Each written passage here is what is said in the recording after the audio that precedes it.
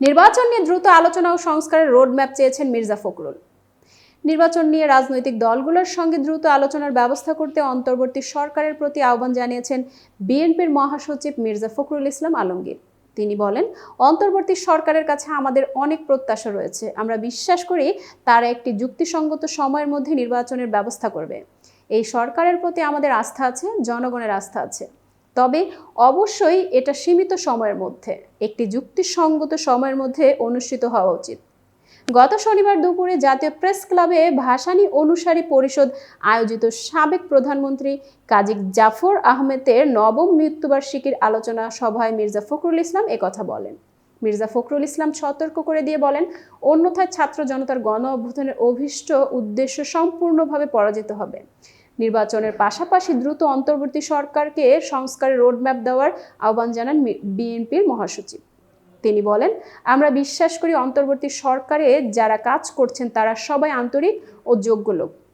তবে আমরা চাই এই কাজ দৃশ্যমান ও স্বচ্ছ হোক।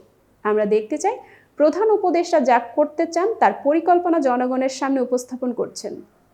তিনি কিভাবে দ্রুত নির্বাচন আয়োজনের জন্য কাজ করছেন, কিভাবে তিনি প্রয়োজনীয় সংস্কার আনবেন তার একটি রোডম্যাপ উপস্থাপন করা উচিত।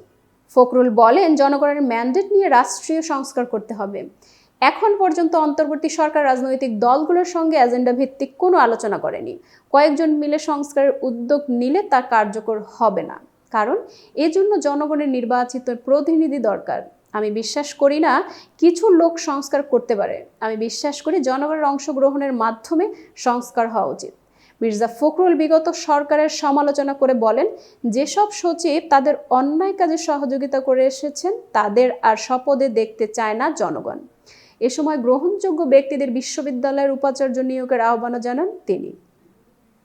এতক্ষণ বার্তা বৈঠকের সাথে থাকার জন্য ধন্যবাদ। নতুন নতুন তথ্য ও সংবাদ পেতে বার্তা বৈঠকের ইউটিউব চ্যানেল ও ফেসবুক পেজের সাথেই থাকুন।